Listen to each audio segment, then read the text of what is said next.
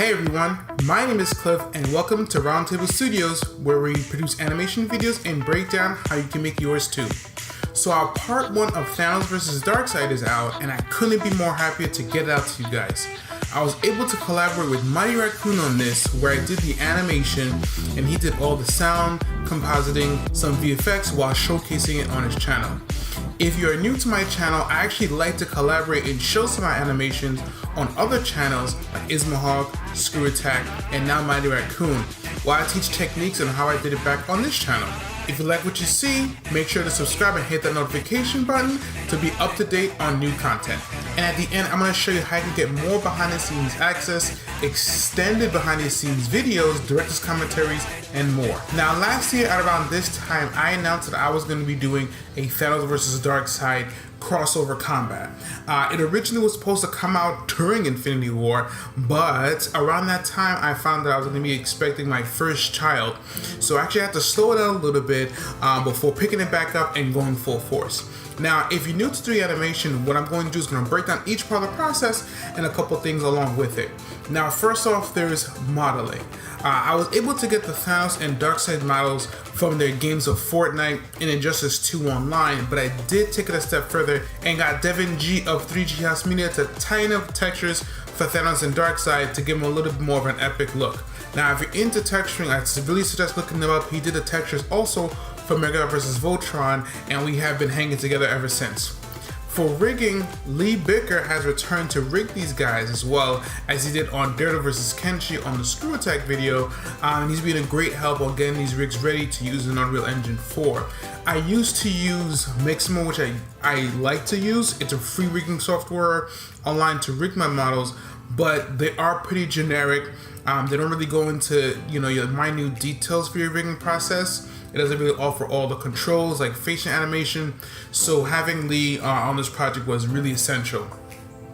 The rendering program I use is Unreal Engine 4, and once I realized the light of real-time rendering, I really never looked back. It's completely free to use, and if you want to just use it for either modeling, texturing, or showcasing your animation, you should definitely check it out.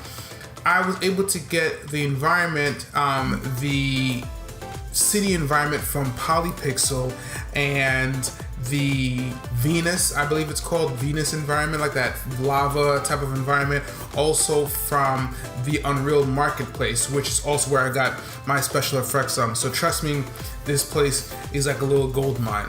I was able to also link up with Stephen Fortune. A funny story about it is that I believe he did my Darkseid reading, and I had another voice actor to do the Thanos reading, and because Steven definitely just killed the Darkseid performance, I actually had them redo and Thanos' line, so he's actually the voice of both Thanos and Darkseid, which is pretty awesome.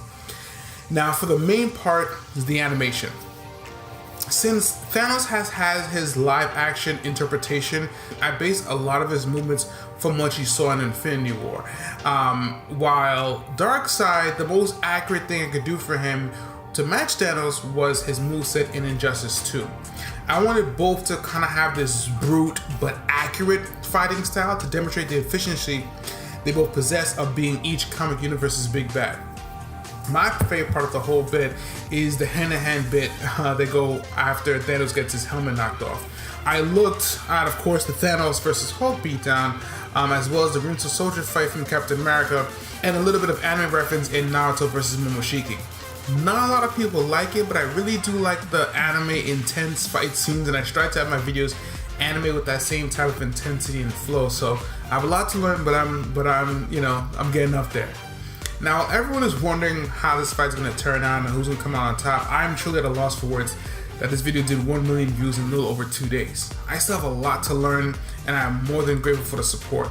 But I'm getting a lot of comments on how to learn more about animation and how my process works and what they can do to be better. So in light of that, I've officially opened up my Patreon. Now, some of you guys already know how Patreon works, but in light, it's a membership site, honestly, where patrons get to support their favorite creators and with that special perks that the creator personally offers. I will be coming out with an official Patreon video breaking down everything, but honestly, this is for the creators who want to learn more and would like to support the channel. I have no problem creating more free content for you guys. I'm working a couple more videos with Mighty Raccoon, with Screw Tech, and definitely with Ismahawk. But I know there's a small group of you guys out there that want to learn more, want to get a little deeper and more technical on how the process works and what they can do for themselves to get better.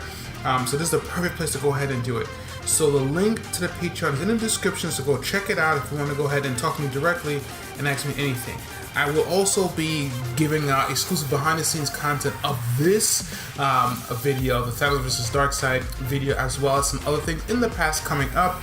So I'm very, very excited about this new journey. I have already started working on part 2. I have no idea when it comes out, but it won't be very long. Leave any questions you have for me below and I'll answer them in my next Animating with Cliff video. Thank you guys for watching, and I'll see you guys in the next one.